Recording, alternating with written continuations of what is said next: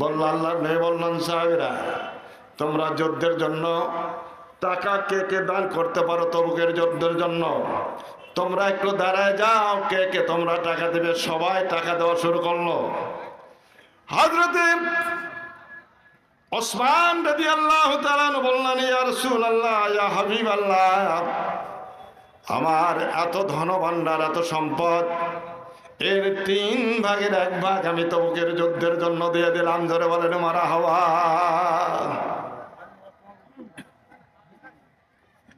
হযরত আলী বললেন, ইয়া রাসূলুল্লাহ সাল্লাল্লাহু আলাইহি ওয়াসাল্লাম। আবু বকর বললেন, আমার সম্পদের অর্ধেক আমি দান করে দিলাম। আবু বকর দান করবে কিন্তু তার কাছে কিছুই নাই। কারণ যখন আবু বকর ইসলাম গ্রহণ করলেন তার কাছে 40,000 স্বর্ণ মুদ্রা। জোরে বলেন কতটি?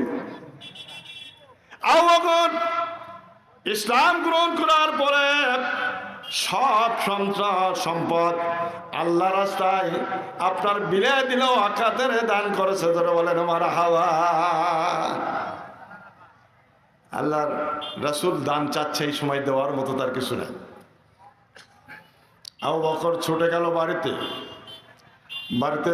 স্ত্রীকে বলে, স্ত্রী আমার, আল্লাহর নবী তবুকের যুদ্ধের জন্য দান চাই, আমি কি দান করতে পারি, কি সহযোগিতা করতে পারি, তুমি কি একটু সহযোগিতা করতে পারো কিনা?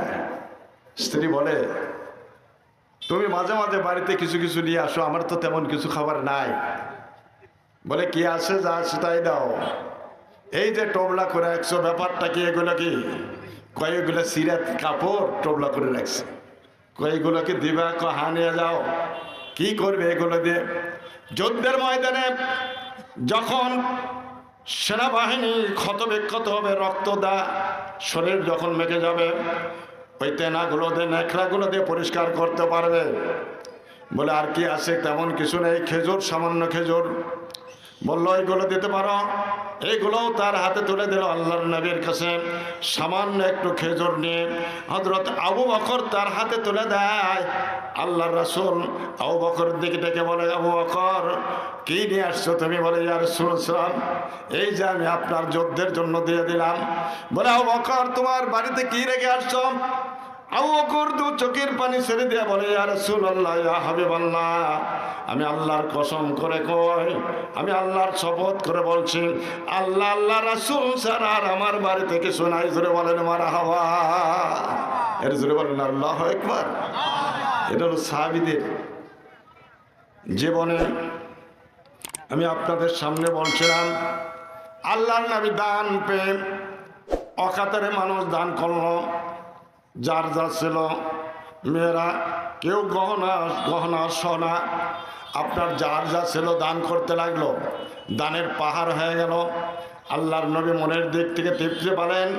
সাহাবীদেরকে বললেন, সাহাবীরা, যেভাবে তোমরা দান করছো, আমার বিশ্বাস তবুকের যুদ্ধে আমরা বিজয় লাভ করবো। জোরে বলেন মারহাবা। এবার আল্লাহর নবী বললেন,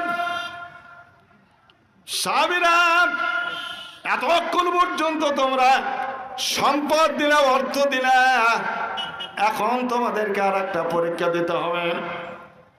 আল্লাহ পাক বলছেন, ইন্নাল্লাহ আশতারা মিনাল মুমিনিনা আনফুসাহুম ওয়া আমওয়ালাহুম বিআন্না লাহুমুল জান্নাহ।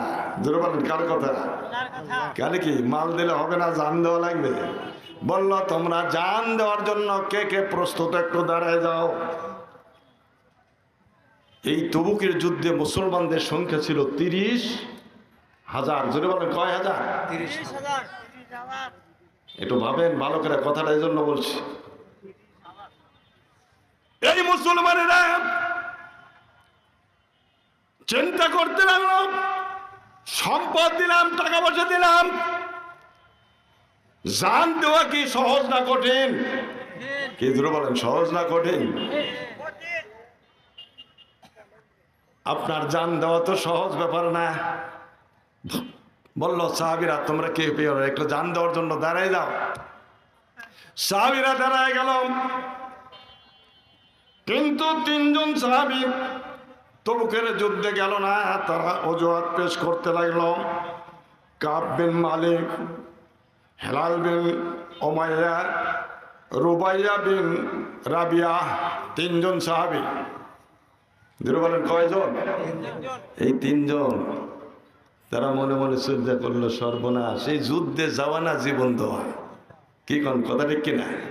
কিছুদিন আগেই জালসাতে আসেই তো সাহস পাননি। কি কোন কথা ঠিক কিনা? লোকে লোকে আসছে বাবা, যায় বসতিতে আছে, কোন মরে দেয় না ধরে। সম্মানিত ভাইরা, এই তিনজন সাহাবী এরা বলতে লাগলো, ইয়া রাসূলুল্লাহ, ইয়া হাবিবাল্লাহ, আমার মন চায় যুদ্ধে যাব, কিন্তু এমন একটা সময় যুদ্ধের জন্য ডাক দিলেন, এই সময় ফসল কাটার সময়, তখন খেজুর, ওই সময় আরবে খেজুর পাকার সময়, আমার বিরাট বাগান খেজুরগুলো নষ্ট হয়ে যাবে, আমি খেজুর থুয়ে কেমনে যুদ্ধে যাই? ইয়া রাসূলুল্লাহ, মেহেরবানি করে যদি আমাকে একটু অনুমতি দেন, আমি যুদ্ধে যেতে পারবো না, মেহেরবানি করে আমাকে রেখে যান। কিন্তু আসলে ওর খেজুর কাটা না মনে মনে ভয়, মরার ভয়, জান দেওয়ার ভয়। কি কোন কথা ঠিক কিনা? এইবার এই লাফাটা যখন সামনের দিকে আসেন, জিব্রাইল সঙ্গে সঙ্গে রাসূলকে বলে দেয়, হে নবী, একটু দেখা দেখা হলো 1 নম্বর মুনাফিক। কি কথা কি বুঝতে পারছেন না? মুনাফিক আছে না নাই? মুনাফিক চেনা যায় কি যায় না? সম্মানিত ভাইরা মনে মনে চিন্তা করেন, আমার চেয়ে বুদ্ধিমান কেউ নাই, কিন্তু আল্লাহর কাছে সব ধরা পড়ে, ওই লোক কোনো কিছুই গোপন রাখতে পারে না। এইবার মুনাফিক বলে, ইয়া রাসূলুল্লাহ, আমাকে একটু অনুমতি দিন, আমার ফসল কাটার সময়। কিন্তু তার মনে একটার বাহিরে, মুনাফিকের আলামত এটাই, কথায় একটা, ভেতরে আর একটা, কথা একরকম, কাজ আর এক রকম। এই কথা বলতে পারছেন না? এটাই হলো মুনাফিক। এত ব্যাখ্যা দেওয়ার সময় নাই, সংক্ষেপে বলছি যে একটা কথা কাজের যার মিল নাই, তাই কি কথা কি বুঝতে পারছেন না? সম্মানিত ভাইয়েরা, এই লোকটা বলতে লাগলো, ইয়া রাসূলুল্লাহ, আমাকে একটু অনুমতি দেন। আল্লাহর নবী বললেন, ঠিক আছে, তুমি ওজর পেশ করেছো, তুমি যখন বললা তোমাকে আমি ছাড় দিয়ে দিলাম। ছাড় দেওয়া দেখে হেলাল বিন উমাইয়া ই বললো যে, বাবা মুই তো বাড়ির সুযোগ তো পাচ্ছি। ই বললো, দেখি আমি আর একটা বার ইয়াটা বল দাঁড়ালো। হুজুর বলে, তোমার আবার কি হলো? তুমি আবার দাঁড়ালে কা? কইয়া রাসূলুল্লাহ, আমার আর একটু ব্যাখ্যা করি। হুজুর, আমার মা এত অসুস্থ, মাকে রেখে কি যুদ্ধে যাওয়া যায়? জিব্রাইল টস টস করছে আছে। ইয়া রাসূলুল্লাহ চিনালেন, এটা 2 নম্বর। কয় নম্বর? কি কথা কি বুঝতে পারছেন না? আল্লাহর নবী বলল, দেখালো 2 নম্বর। এইবার আল্লাহর নবী বলল, ঠিক আছে, তুমি যখন ওজর করছো তুমি থাকো।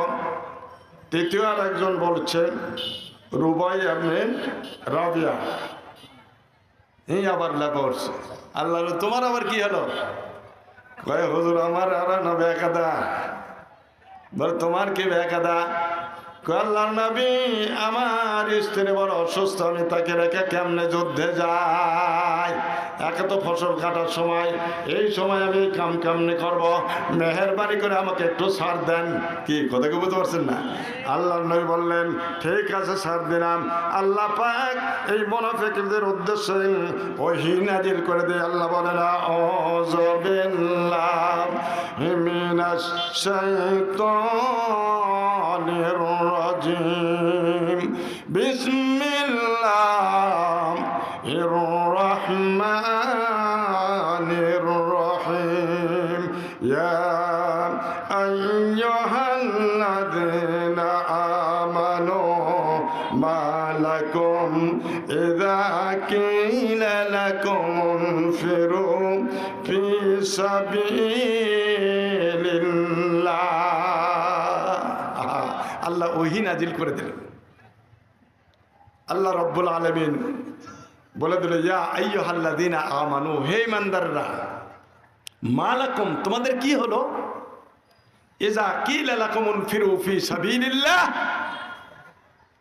আমি যখন তোমাদেরকে বললাম তোমরা আল্লাহর রাস্তায় চলে যাও, ফি সাবিলিল্লাহ, তোমরা আল্লাহর রাস্তায় চলে যাও, আমি যখন তোমাদেরকে ডাকলাম সকাল তুমি লাল, আর আমি ডাকলাম তোমরা আল্লাহর দিকে চলে যাও, আর তোমরা তোমাদের জমিনকে এমন ভাবে ধরলে, তোমাদের সম্পদকে এমন ভাবে ধরলে, আর মানে জমিন, সম্পদ, টাকা পয়সা, স্ত্রীপত্র, বাড়িঘর, তোমার সই সম্পদ নিয়ে তুমি এমন ভাবে চেপে ধরলেন সকাল তুমি লাল। আর আল্লাহ রাব্বুল আলামিন বলেন আরাদিতুম বিল হায়াতিদ দুনিয়া মিনাল আখিরাহ। আল্লাহ রাব্বুল আলামিন বলেন কি ব্যাপার, তুমি দুনিয়া ধরলে, তুমি কি আখিরাতের তুলনায় দুনিয়া নিয়ে সন্তুষ্ট হয়ে গেলে? কি কথা কি বুঝতে পারছেন? আল্লাহ পাক স্মরণ করে যে তুমি কি আখিরাতের তুলনায় দুনিয়া নিয়ে সন্তুষ্ট হয়ে গেলে? আল্লাহ রাব্বুল আলামিন বলেন ফামা মাতাউল হায়াতুদ দুনিয়া ফিল আখিরাতি ইল্লা কালিল। তোমার জানা নাই আখিরাতের তুলনায় তোমার এই দুনিয়ার দাম কত? জোরে বলেন, আখিরাতের দাম বেশি না দুনিয়ার দাম বেশি? আর জোরে বলেন কার দাম বেশি? আমরা আখিরাত লে পাগল না দুনিয়া লে পাগল? তাই আল্লাহ স্মরণ করে দেয় যে আখিরাতের জন্য তুমি দুনিয়া খামসা ধরলে, দুনিয়া ছাড়তেছে না, এমন ভাবে দুনিয়া ধরে ধরলে, অথচ আখিরাত ছেড়ে দিলে। আল্লাহ রাব্বুল আলামিন বলেন ফামা মাতাউল হায়াতুদ দুনিয়া ফিল আখিরাতি ইল্লা কালিল। আখিরাতের তুলনায় দুনিয়ার দাম একটা মাথার সমতুল্য। মাথার ব্যাখ্যা দেওয়ার সময় নাই। মাথা হলো আপনার একটা নেকড়া, একটা সিরা নেকড়া যেটা রাস্তায় ফেলে দিয়ে, কোনো তাফসীরকারক বলেছেন মা বোনেরা উচ্ছিষ্ট যে কাপড় দিয়ে আপনার অপবিত্র অবস্থায় যে নেকড়া ব্যবহার করে তার নাম হলো মাথা। দাম খুব বেশি নাকি? কি বল, খুব দামি। এই দুনিয়ার দাম এমন, এই দুনিয়া আমরা খামসা ধরছি, এই দুনিয়ায় পাগল হয়ে আসি। আল্লাহ পাক বলল খবরদার খবরদার, এই দুনিয়া আপনি পাগল হলো না। আল্লাহ বলেন ইল্লা তানফিরু ইউআযিবুকুম আযাবান আলীমা। আল্লাহ বলেন আর তোমরা যদি আমার রাসূলের কথা না শোনো, ইল্লা তানফিরু ইউআযিবুকুম আযাবান আলীমা, তোমাদেরকে কঠিন যন্ত্রণাদায়ক শাস্তি দেব। ওয়া আস্তাবদিল কাওমান গায়রাকুম ওয়া লা তাদুররুহু শাইআ, তোমাদের স্বাভাবিক শিখতে এমন একটা জাতি, এমন একটা কওম তোমাদের উপরে ঘাড়ের উপরে চাপায় দেব। আল্লাহু আলা কুল্লি শাইইন কাদির, তোমরা তার কোনোই ক্ষতি করতে পারবে না। কি এতদিন ঘাড়ের উপরে আসছিল না? কি দুর্বল আসছিল? কেন আসছিল ভাই? সাইদে যে আগে এই কথা বলে গেছিল, তোরা বলেন বলে কি বলে না? আকাশে এখন এক কালো মেঘ দেখা যাচ্ছে, তোমরা যদি সতর্ক না হও, এই মেঘ যদি সরে দিতে না পারো, তার মানে কি সামনে নির্বাচনের আগে কথা বলছিল, মনে আছে কিনা? এই নির্বাচনে এই আওয়ামী লীগকে যদি দূরীভূত করতে না পারো, এদেরকে যদি পরাজিত না করতে পারো, পরাস্ত করতে না পারো, তাহলে এমন ভাবে ঘাড়ে চাপে বসবে তোমরা কোশ্চেন কালেও এর থেকে বের হতে পারবে না। জোরে বলেন কথা ঠিক কিনা? সেটা গেছে কিনা? কি জোরে বলেন গেছে কিনা? মনে হচ্ছে ওহী নাজিল হচ্ছে। তাই আল্লাহ পাক বলেছেন তোমরা যদি আমার কথা না শোনো, আমার রাসূলের কথা না শোনো, এমন একটা জাতি, এমন একটা কওম তোমাদের ঘাড়ের উপরে বসায় দেব, এমন একটা শাসক তোমাদেরকে দিয়ে দেব, তোমাদেরকে লাঞ্ছিত করবে, তোমাদেরকে অপমান করবে, তোমাদেরকে কোরআন শুনতে দেবে না, তাফসীর মাহফিলে বাধা দেবে, ভালো কাজ করতে দেবে না, কিন্তু তোমরা তার কোনোই ক্ষতি করতে পারবে না। জোরে বলেন কথা ঠিক কিনা? আল্লাহ পাক তাই বলছে ভাইরাম ইল্লা তানসুরুহু ফাকাদ নাসারাহুল্লাহ। জোরে বলেন আল্লাহু আকবার। আরে জোরে বলেন আল্লাহু আকবার। আল্লাহ বলে আমার বান্দারা তোমরা জেনে রেখো, তোমরা যদি আমার কথা না শোনো, আমার রাসূলের কথা যদি না শোনো, আমার রাসূল বলছে তোমরা যুদ্ধে যাও, শুধু তবুকের যুদ্ধে যাও। তোমরা যদি আমার রাসূলের সাথে না যাও, ইল্লা তানসুরুহু ফাকাদ নাসরাহুল্লাহ। জোরে বলেন আল্লাহু আকবার। আল্লাহ বলেন তোমরা যদি না যাও, আমার রাসূলকে আমি একা একা তবুকের যুদ্ধে ছেড়ে দেব না। ফাকাদ কাদ শব্দ আসছে, অবশ্যই আমার রাসূলকে আমি আগে সাহায্য করেছি। জোরে বলেন মারহাবা। আর জোরে বলেন আল্লাহু আকবার। জোরে বলেন আল্লাহ সাহায্য করতে পারে, পারেন কি পারে না? আল্লাহ পাক তাই বলছে। কত গুরুত্বপূর্ণ কথা দেখেন, মনে হচ্ছে ওহী সেই সময় না এখন নাজিল হচ্ছে। আল্লাহ পাক কি বলে এখানে? আল্লাহ বলেন ইল্লা তানসুরু ফাকাদ নাসরাহুল্লাহ ইযা আখরাজাহুল্লাযীনা কাফারু। আল্লাহ পাক বলে তুমি একটু স্মরণ করে দেখো, মাজিদ সে আসছে। আল্লাহ বলেন একটু স্মরণ করে দেখো। বলেন আয়াতটা নাজিল হচ্ছে কখন, কোন সনে? তবুকের যুদ্ধের আগে। তবুকের যুদ্ধ কোন সনে হচ্ছে? নবম হিজরিতে। কি শুনেছেন নাকি আপনারা? নবম হিজরি।